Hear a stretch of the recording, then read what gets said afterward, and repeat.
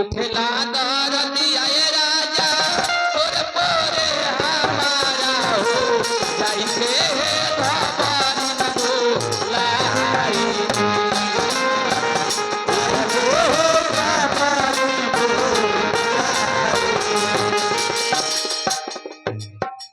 रानी कहता हे राजा जी आराम से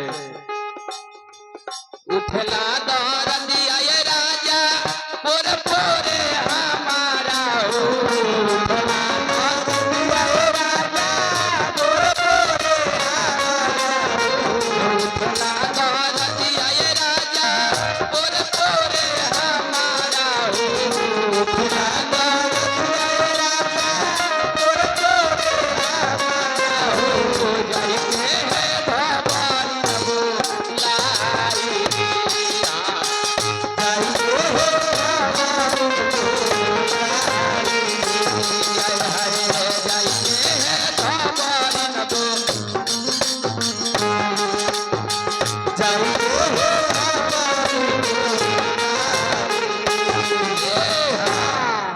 रानी कहलो कि जाके भवरी बोला दे कि नामी तिथि सपुनीता क्षय अभिजित हरि बध दिवस अति शीतल रामा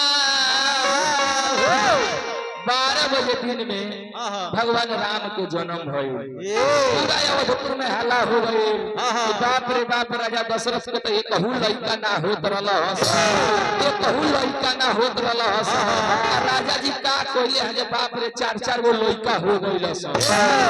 मैं नगरवासी अचंभा में बाप रे बाप राजा जी नगर भर के लइकन के खिलावत रहले हैं अब कौना लइका के राजा जी खिलई है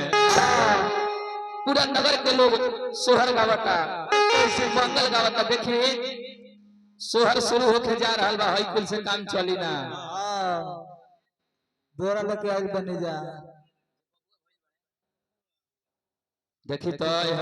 फुआ के जगह हम ले आवत नहीं नु सबसे ढेर खुशी फुआ के होलावे जगह आई पूरा अवधपुर में सोहर मंगल होता बबुआ हो कि कहावा में जन्म है बबुआ